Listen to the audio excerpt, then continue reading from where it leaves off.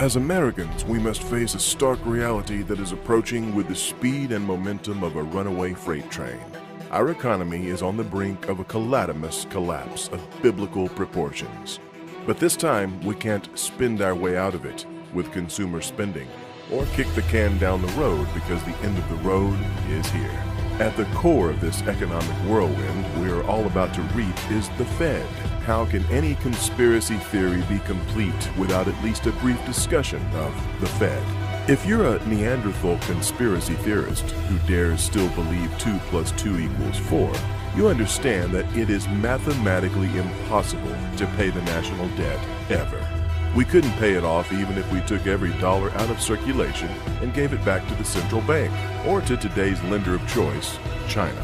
Since the modern-day money changers at the Fed have been charging us interest for the past 100 years for the honor of using their money, which they created out of nothing. So why do we have this unconstitutional scam system to begin with? You'll have to ask those that gave it to us, including J.P. Morgan, John Rockefeller, Andrew Carnegie, European, as in British Rothschild, banking interests, and their boot-licking lackey, Progressive Woodrow Wilson. Why bother getting into aliens, JFK, Area 51, and chemtrails with this $5 billion a day in debt scam elephant that's in our living room staring us right in the face? When things really hit the wall, when the national fleecing known as the Fed system comes to its mathematical certainty, it may look more like the French Revolution than some Cartoon Network antichrist showing up in a temple stamping people with 666. Many of us have read George Orwell's 1984. In it, the Goldstein government altered reality to such an extent that everyone was working, the economy was great, and unemployment was 0%, because the government simply stopped counting people that came off the unemployment rolls. Scratch that. They convinced everyone that 2 + 2 = 5. Maybe they didn't have to come out right and say 2 + 2 = 5. Maybe all they needed to do was claim free money is good and borrow as much of it as you need to get back to prosperity.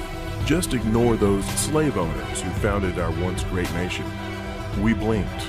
Our nation was hijacked by string-pulling international banksters who took us off the gold standard. They stole the gold of the people at gunpoint to store it at Fort Knox for safekeeping. Repeat this nonsense over and over by marching out 100 years of so-called economic experts like John Maynard Keynes and his sycophant lackeys in the media, including the New York Slime's Paul Krugman and the experts at Harvard and Circus, NBC, to repeat the debt is prosperity mantra over and over again from the aptly named Idiot Box. Even conservative icons don't dare question the Fed, lest they be called conspiracy kooks. Who would have the audacity to pull off a stunt like this? It's a scam more reminiscent of a national or international loan shark operation than sound economic policy. Except this monetary Ponzi scheme is sanitized by purported economic experts in the lecture halls of such places as the Rockefeller-founded University of Chicago.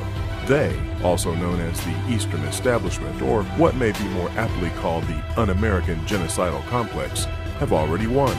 Just as Satan promised in Matthew chapter 4, where he tells Jesus he rules the kingdoms of the world. And he did it not with war, not with the Roman legions or Genghis Khan's Mongolian hordes, or the English Navy, or Hitler's Blitzkrieg, but with filthy lucre. This is all reminiscent of what is looking more and more like what might be the most historically accurate movie ever written, John Carpenter's They Live.